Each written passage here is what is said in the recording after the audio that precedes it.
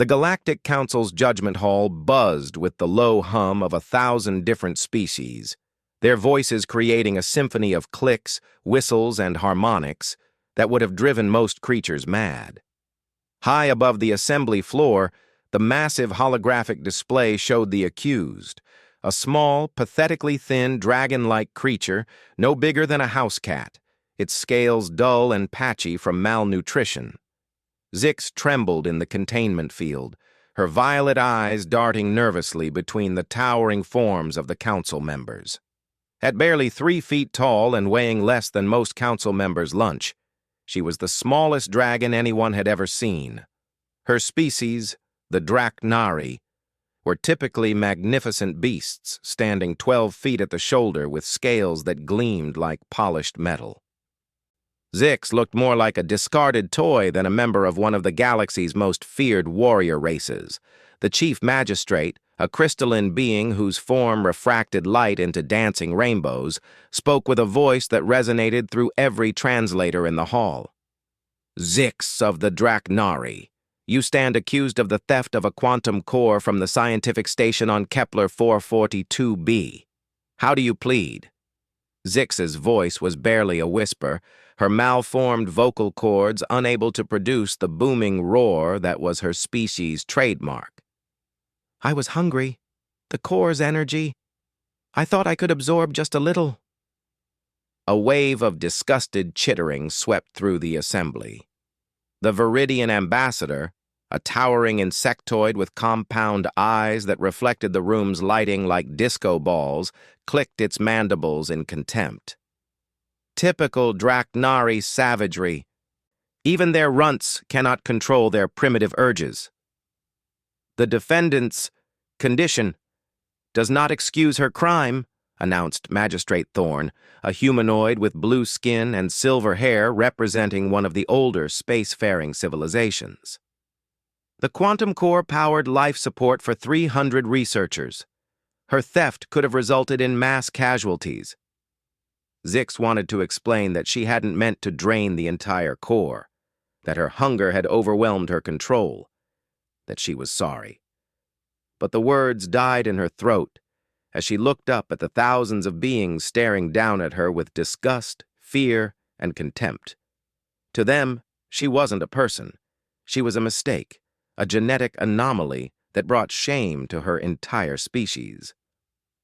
The Draknari delegation sat in stony silence, their magnificent forms draped in ceremonial armor that caught the light like captured stars. Their leader, War Chief Corvash, was Zix's own uncle, but he looked at her with the same disgust as the rest. When the chief magistrate asked if anyone would speak in her defense, Corvash's silence was deafening. "The penalty for energy core theft is typically imprisonment for 50 standard cycles," the chief magistrate continued, its crystalline form shifting colors as it accessed legal databases. "However, given the defendant's unique circumstances and the potential danger she poses to civilized society, this council sees fit to impose an alternative sentence." The holographic display shifted to show a small, barren planet spinning slowly in the void. Its surface was brown and lifeless, with no visible atmosphere or water. Ancient ruins dotted the landscape like broken teeth, the remnants of some long-dead civilization. The planet designated as Terra 3 was once home to a primitive species that destroyed itself through warfare approximately 2,000 standard years ago. The planet is quarantined due to the unstable radiation from their weapons, making it unsuitable for colonization. You will be exiled there for the remainder of your natural life. Zix's legs gave out, and she collapsed within the containment field. Exile to a dead world was a death sentence, and everyone knew it. The radiation would slowly poison her, and even if it didn't, there was nothing to eat, no way to survive. The council was essentially ordering her execution while maintaining the pretense of mercy. "Please," she whispered, her voice breaking. "I'll do anything." I'll never touch another energy source. I'll submit to power dampeners, neural inhibitors, anything you want. Just don't send me there to die alone." The chief magistrate's form flickered with what might have been annoyance. "The sentence has been passed. You will be transported to Terra 3 within the standard solar cycle. This council is adjourned." As the containment field lifted and security drones moved to escort her away, Zix caught one last glimpse of her uncle. For just a moment, she thought she saw something like regret in his golden eyes. But then he turned away, and she knew she was truly alone. The holding cell on the transport ship was barely large enough for her small frame, but it felt infinite in its emptiness. Through the tiny viewport, she could see the stars streaming past as they traveled toward her prison world. Other ships passed theirs occasionally, their running lights like distant fireflies, carrying beings with families and futures and hope. The ship's AI, a cold, mechanical voice that reminded her of the medical scanners that had declared her genetically defective, provided regular updates on their journey. Approaching Terra 3, estimated arrival in 6 standard hours. Prisoner will be provided with basic survival supplies including water recycler, emergency shelter, and food rations for 30 standard days. 30 days. After that, she would be on her own on a dead world with toxic radiation slowly eating away at her already weakened body. She curled up in the corner of her cell, her thin tail wrapped around her body for what little comfort it could provide, and tried not to think about what dying alone would feel like. When the ship finally entered Terra 3's atmosphere, Zix pressed her face against the viewport to get her first look at her new home. The planet was even more desolate than the Council's images had suggested. The ground was cracked and broken, painted in shades of rust and decay. Strange, twisted structures jutted from the surface like the bones of some massive creature, and in the distance, she could see the skeletal remains of what might once have been cities. But there was something else, something the Council's scans hadn't detected or hadn't bothered to mention. As the ship descended through the thin atmosphere, Zix caught glimpses of movement. Not the movement of wind or geological activity, but something else. Something that made her heart race with the first hope she'd felt since her capture. The ship touched down in what appeared to be a flat, relatively clear area surrounded by the ruins of ancient structures. Through the viewport, Zix could see strange symbols carved into the stone, worn by time but still visible. The writing looked almost familiar, though she couldn't place where she might have seen something like it before. As the ship's cargo bay opened and the loading drones prepared to deposit her and her meager supplies on the surface, Zix took a deep breath of the recycled air and tried to prepare herself for what was to come. The radiation readings were elevated but not immediately lethal, and the atmospheric composition, while thin, was breathable with effort. The loading drone unceremoniously dumped her supplies in a scattered pile before retreating back into the ship. As the cargo bay sealed and the engines spun up for departure, Zix found herself alone on the surface of an alien world with nothing but a water recycler, a basic shelter unit, and 30 days' worth of compressed food bars between her and death.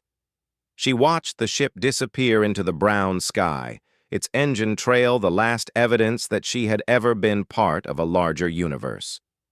When the sound of its engines finally faded, the silence that descended was absolute and terrifying. No birds, no insects, no wind through leaves, just the sound of her own breathing and the distant rumble of something she couldn't identify. As she gathered her supplies and tried to figure out how to activate the shelter unit, Zix noticed something moving in her peripheral vision. She spun around, her heart pounding, expecting to see some dangerous native creature or perhaps one of the automated defense systems that sometimes protected dead worlds. Instead, she saw something impossible, a small bipedal figure watching her from behind one of the ruined structures. The creature was perhaps 5 feet tall, covered in what looked like artificial skin or clothing, with a pale face and strange, forward-facing eyes. For a moment, they stared at each other across the barren landscape, predator and prey both trying to determine which was which. Then the creature did something that changed everything. It raised one of its forelimbs in what Zix somehow instinctively recognized as a greeting and spoke a single word in a language she had never heard but somehow understood. "Hello?" Zix stumbled backward, her claws scraping against the rocky ground as she stared at the impossible creature before her. Every instinct screamed at her to flee, but there was nowhere to run. This was supposed to be a dead world, empty, except for ancient ruins and toxic radiation. The Galactic Council's surveys had been thorough, their scans definitive. Yet here stood a living being, watching her with curious eyes that held an intelligence she recognized despite their alien shape. The creature took a step closer, its movements careful and non-threatening. It was smaller than most sentient species Zix knew, but there was something about the way it carried itself that spoke of confidence rather than fear. Its skin was pale, almost colorless, and it was covered in what appeared to be artificial materials woven into complex patterns. Most striking were its eyes, not the compound orbs of the Viridians or the multifaceted gems of the crystalline collective, but simple organic structures that somehow conveyed more emotion than she had ever seen. "I know you can understand me," the creature said, its voice carrying a warmth that Zix hadn't heard since before her trial. "Your kind have universal translators, right? Same as the others who came before." Others who came before? Zix's mind raced. The council had said this world was quarantined, that no one had set foot here for 2,000 years. But this creature spoke as if visits from off-world beings were common occurrences. "You're not supposed to exist," Zix managed to whisper, her voice cracking with exhaustion and confusion. "This world is dead. Your species destroyed itself millennia ago." The creature's face twisted into what Zix recognized as an expression of amusement, though unlike any she had seen before. It showed its teeth in what should have been a threat display, but somehow conveyed the opposite emotion entirely. "Reports of our death have been greatly exaggerated. I'm Marcus Chen, by the way, human, and you look like you could use some help." Human. The word triggered something in Zix's memory, a fragment from her early education about extinct species.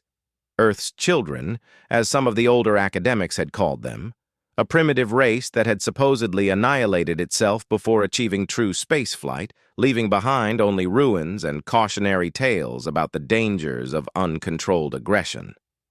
"But you're extinct," Zix protested weakly, even as Marcus approached her scattered supplies and began organizing them with practiced efficiency.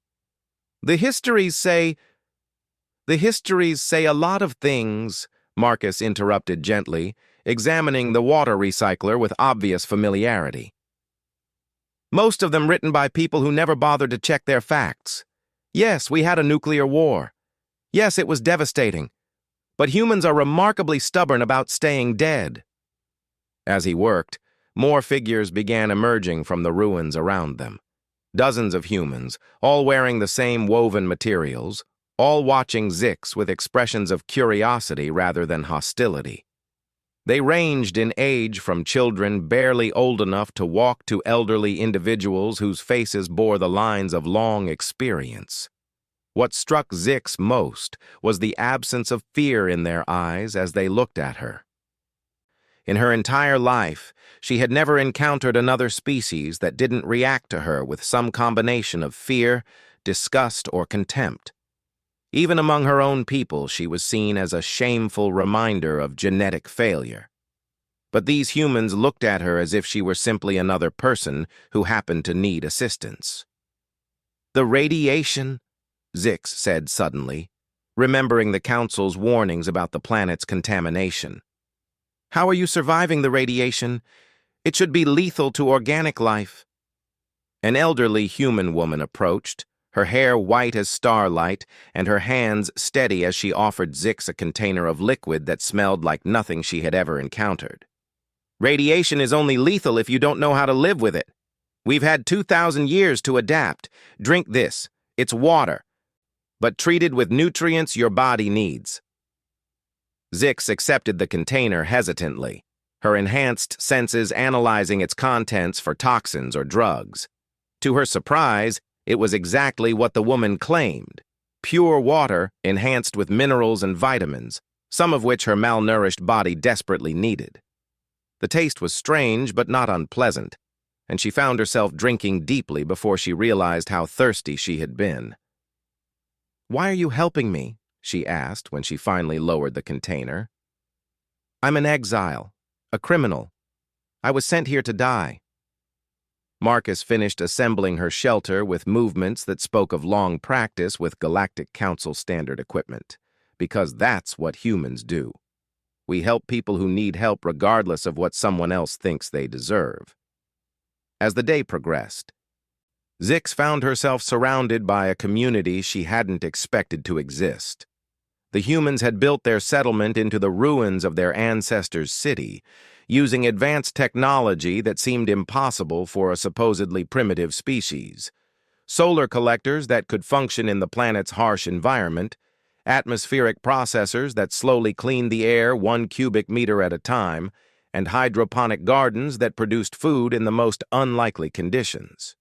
But it was their social structure that truly amazed her. Unlike the rigid hierarchies of the Galactic Council species, the humans seemed to organize themselves around cooperation rather than dominance. They shared resources freely, made decisions collectively, and treated even the youngest members of their community as valuable contributors rather than burdens. Dr. Sarah Kim, a woman whose apparent youth belied the depth of knowledge in her eyes, explained their situation as she led Zix through their underground facilities. When the war ended, about 12% of humanity survived. The rest of the galaxy assumed we were extinct because our radio transmissions stopped and our satellites went dark. What they didn't realize was that we had learned to live quietly. The underground complex was a marvel of engineering that put many Galactic Council installations to shame. Fusion reactors hummed quietly in shielded chambers, providing clean energy to a network of laboratories, workshops, and living spaces that could house thousands. Everything was built to last, designed with the long-term survival of a species that had learned hard lessons about sustainability.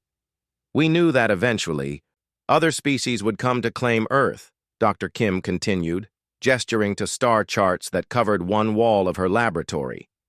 So we spread out, small groups to every world we could reach, using technology we developed in secret during our dark age.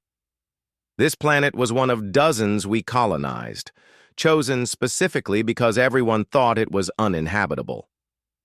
Zix stared at the star charts, trying to comprehend the implications. Each point of light represented a human colony, and there were hundreds of them scattered across the galaxy. Worlds that the Galactic Council had written off as too dangerous, too remote, or too resource-poor to bother with had become humanity's new homes. But why hide? Zix asked. With technology like this, you could reclaim your place among the spacefaring civilizations. You could demand representation in the Galactic Council. Dr. Kim's expression grew serious. Because we learned something during our war years that the rest of the galaxy hasn't figured out yet. Power corrupts, but more importantly, the pursuit of power destroys communities. Look at your Galactic Council, 1,000 species, all jockeying for position, all looking for advantages over their neighbors. They've created a civilization based on competition rather than cooperation. As evening fell, the humans invited Zix to share their meal. The food was simple but nutritious, grown in their gardens and prepared with care. As she ate, listening to the conversations flowing around the table, she began to understand something profound about these supposedly extinct people. They had done what no other species in the galaxy had managed. They had created a society without the hierarchical structures that defined every other civilization she knew. There were no nobles and commoners, no ruling classes and servant castes. Even their leadership seemed to be based on expertise and consensus rather than inherited authority or political maneuvering. After dinner, as the humans settled in for their evening activities, children playing games that required cooperation rather than competition, adults sharing knowledge and working on community projects, Marcus sat beside Zix outside the settlement's main building. "You're wondering how long you can stay," he said, not asking. Zix nodded, unable to speak past the tightness in her throat. For the first time in her life, she had found a place where she wasn't seen as a failure or a burden. The thought of leaving was almost unbearable. "The Galactic Council thinks you're dead," Marcus continued, watching the stars emerge in the planet's thin atmosphere. "As far as they're concerned, their sentence has been carried out. You could stay here as long as you want." The offer was everything Zix had never dared to dream of, but she forced herself to consider the practical implications. "What about food? I can't survive on plant matter alone, and I won't hunt your people for sustenance."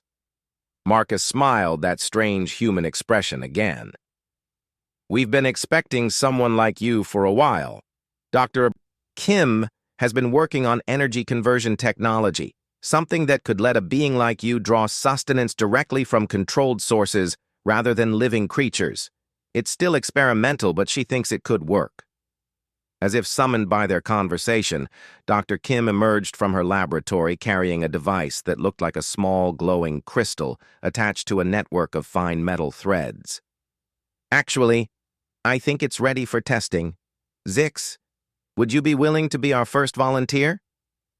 Zix stared at the device, understanding instinctively that it represented more than just a solution to her nutritional needs. It was an invitation to become part of something larger, to contribute to a community that valued her as a person rather than judging her by her species' reputation or her physical limitations. "What do you need me to do?" she asked. 6 months after her arrival on Terra 3, Zix barely recognized herself. The energy conversion device Dr. Kim had created was a marvel of engineering that drew power directly from the planet's geothermal sources and converted it into the specific energy patterns her Draknari physiology required. For the first time in her life, she was properly nourished, and the changes were remarkable.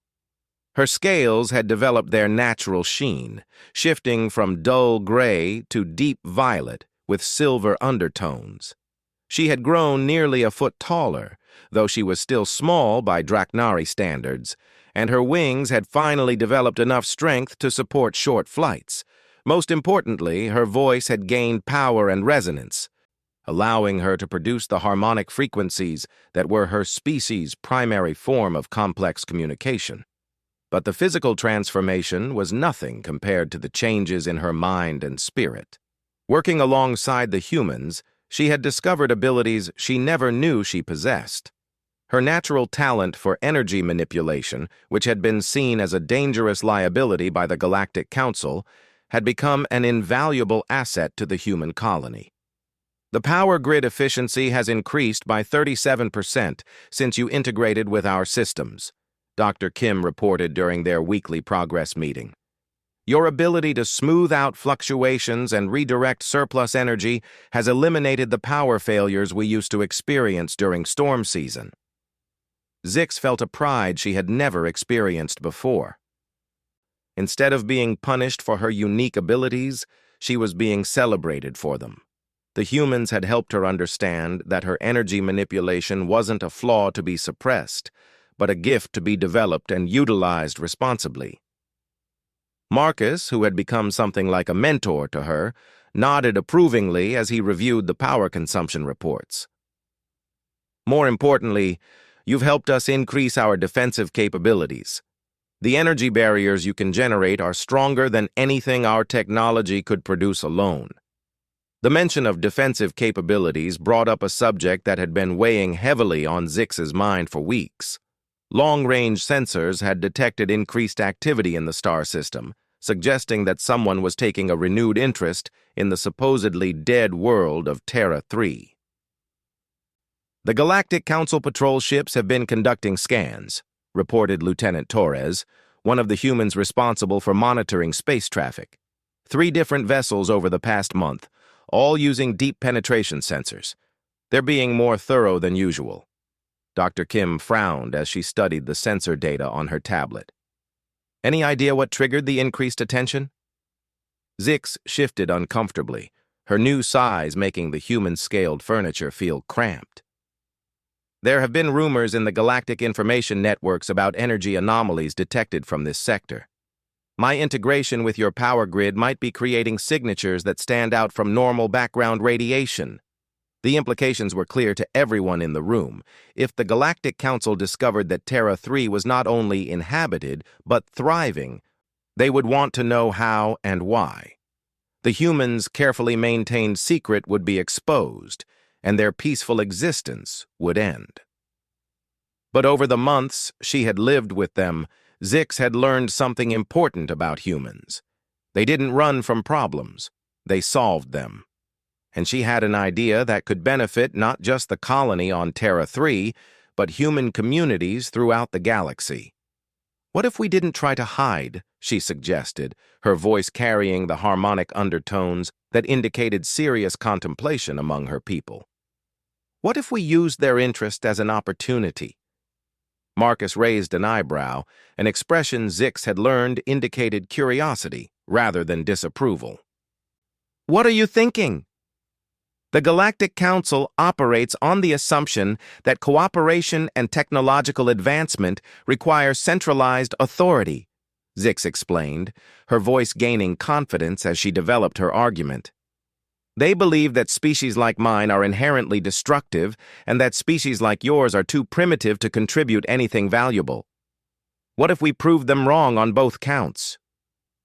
Dr. Kim leaned forward, her scientific mind immediately grasping the implications. You're suggesting we reveal ourselves deliberately, but on our terms rather than theirs. Exactly. We invite them to come see what we've accomplished here. A supposedly extinct species that has not only survived but developed technology that surpasses much of what the Council possesses, working in partnership with an exile they condemn to death. We show them that their assumptions about cooperation, hierarchy, and technological development are fundamentally flawed. The room fell silent as the humans considered her proposal. Lieutenant Torres spoke first, voicing the obvious concern.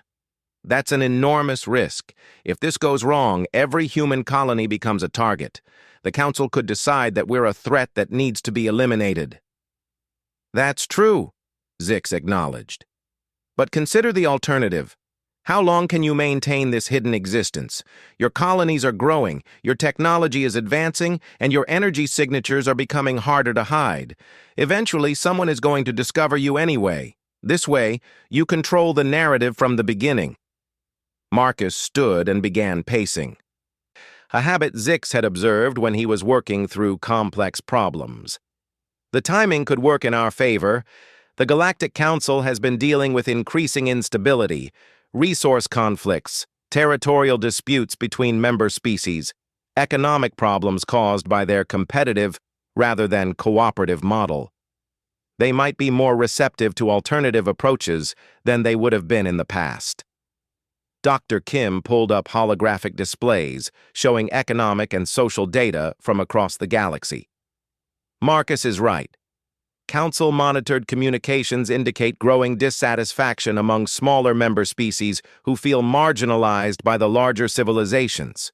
If we can demonstrate a successful alternative model, we might find more support than we expect. Over the following weeks, the human colony on Terra 3 transformed itself from a hidden settlement into a showcase of human ingenuity and cooperative civilization. They expanded their facilities, improved their technology, and prepared detailed documentation of everything they had accomplished since their species' supposed extinction. Zix played a crucial role in these preparations, not just as a technical consultant, but as a bridge between human and galactic perspectives. Her understanding of council politics and protocols, combined with her personal experience of their justice system, provided invaluable insights into how their revelation should be presented. "The key is to make it impossible for them to dismiss what they see," she explained during one of their planning sessions. "They need to understand that this isn't an accident or an anomaly, but a deliberate choice to build something better than what the Council offers." When they were ready, they transmitted a carefully crafted message to the Galactic Council, officially announcing humanity's survival and requesting a formal diplomatic meeting on Terra 3. The message included detailed technical specifications for several human innovations, including the energy conversion technology that had transformed Zix's life and the atmospheric processing systems that had made the supposedly uninhabitable planet into a garden world. The response came faster than anyone had expected. Within 2 standard weeks, a full diplomatic delegation was en route to Terra 3, including representatives from major council species and several high-ranking officials who had been involved in Zix's original trial. As the council ships descended through Terra 3's now clean atmosphere, Zix stood beside Marcus and Dr. Kim on the observation platform they had constructed specifically for this moment. The delegation would find not a dead world populated by primitives and criminals, but a thriving civilization that had achieved things the council thought impossible. "Are you ready for this?" Marcus asked quietly, his hand resting supportively on Zix's shoulder. She looked out at the approaching ships, then back at the settlement behind them, where hundreds of humans were going about their daily lives, confident in the knowledge that they had built something worth protecting. Children played in gardens that shouldn't have been able to exist. Scientists worked on projects that would benefit all sentient species, and engineers maintained technology that operated on principles the Galactic Council was only beginning to understand.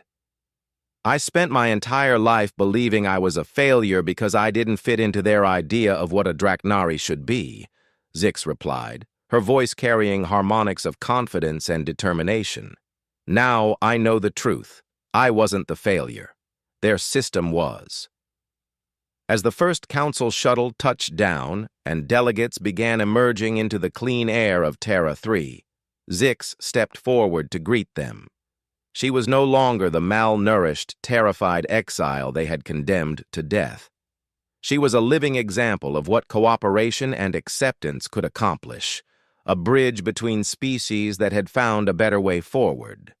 The chief magistrate, its crystalline form refracting the sunlight into prismatic rainbows, paused as it recognized her. "This is impossible. You were exiled to die on a barren world." "I was," Zix agreed, her voice carrying across the landing area with new strength and authority. "And instead I found life. Welcome to Terra 3, Magistrate. Welcome to the future." Behind her, the impossible city rose against the sky, a testament to what could be achieved when different species worked together as equals rather than competing for dominance. It was a future the Galactic Council had never imagined, built by a supposedly extinct race and an exile they had tried to forget. The real transformation wasn't what had happened to Zix or even to Terra 3.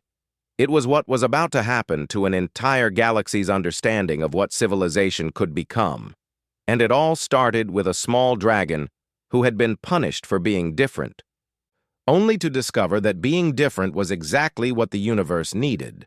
As the diplomatic talks began and representatives from across the galaxy saw what humanity and their allies had accomplished, word began spreading through the galactic communications networks. Other marginalized species, other exiles, other civilizations that had been written off by the Council's hierarchical system began reaching out to learn more about the human model. The galaxy was changing, one conversation at a time, and Zix had helped light the spark that would transform everything. She was no longer an exile or a failure. She was a catalyst for the greatest revolution in galactic civilization since the Council's formation, and her story was just beginning.